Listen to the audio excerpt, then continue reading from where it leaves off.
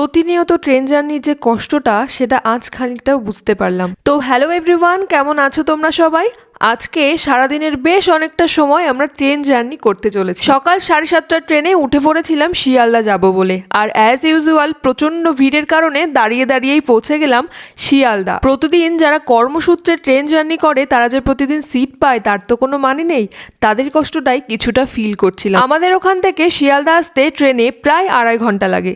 By the way, আমি এই চুড়িদারটা কিনেছি অনলাইন থেকে, কেমন লাগছে জানিও, আর কমেন্টে লিংক দেওয়া থাকলো। আসলে আমরা একটা জায়গায় ঘুরতে যাচ্ছি, বলতে পারো রাঙামাটির দেশে। কোথাও ঘুরতে যেতে ভীষণই ভালো লাগে, কিন্তু সারাদিনের যে জার্নিটা এটা ভীষণই কষ্টদায়ক। তোমাদেরকে তো আগেই বললাম আমাদের 7:30টায় ট্রেন ছিল। অত সকালে বেরিয়ে হাওড়া পর্যন্ত আস্তে আস্তে প্রচন্ড খিদে পেয়ে গেছিল সবার, তাই হাওড়া স্টেশনে একটা রেস্টুরেন্টে ঢুকে একটু কিছু খেয়ে ট্রেনে উঠে পড়লাম। আজকে আমাদের ট্রেনটা স্লিপার নয়, বসে বসেই যাব, কারণ হাওড়া থেকে আমাদের গন্তব্যের দূরত্ব মাত্র 3.5 ঘন্টা। অধিক সময় ট্রেনের মধ্যে বসে জানলা দিয়ে তাকাতে তাকাতে আমরা পৌঁছে গেলাম ঘাটশিলা। আমরা কোথায় এসেছি যদি গেস করতে পারো তাহলে কমেন্টে জানিও, আমি নেক্সট ভিডিওতে কমেন্টে রিপ্লাই দেবো। আজ তবে টাটা, দেখা হচ্ছে নেক্সট ভিডিওতে, তোমাদের সাথে আরো কথা হবে।